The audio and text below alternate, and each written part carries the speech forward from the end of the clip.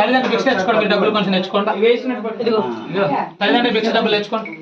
మీరు తల్లిదండ్రులు ఇట్లా ఫస్ట్ వాళ్ళ చెల్లి ఆశీస్సులు పొంది వెళ్ళు. 10 ఏం చేస్తారంటే వాళ్ళకు తోచినటువంటి భిక్ష దాంట్లో వేసిన ఆయన చదువుకోని ఆయన అని పంపిస్తారు.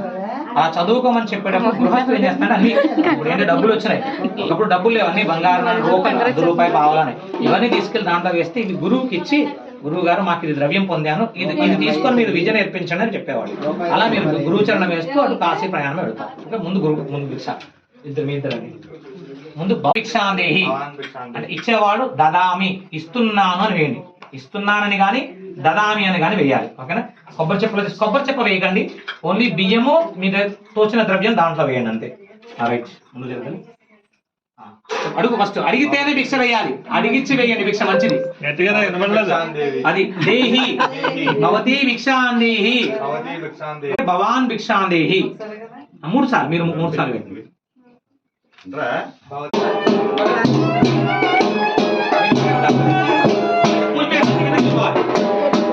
కళ్యాణ వస్తువు దీవించండి అబ్బాయి, చక్కగా నిండుగా కళ్యాణం జరగాలి.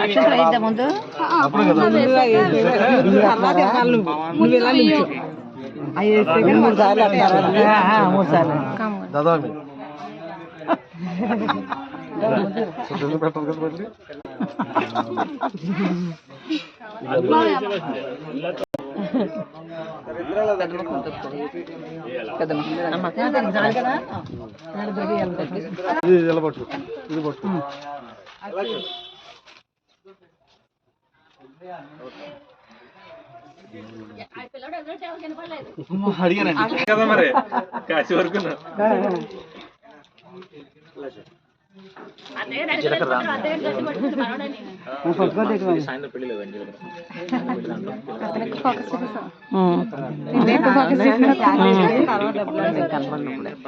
ఇది ఇప్పుడు షార్ట్ పెట్టేద్దామా? ఇది ఇప్పుడు షార్ట్ పెట్టేద్దాం.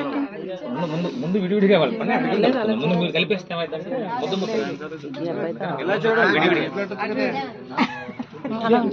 అదే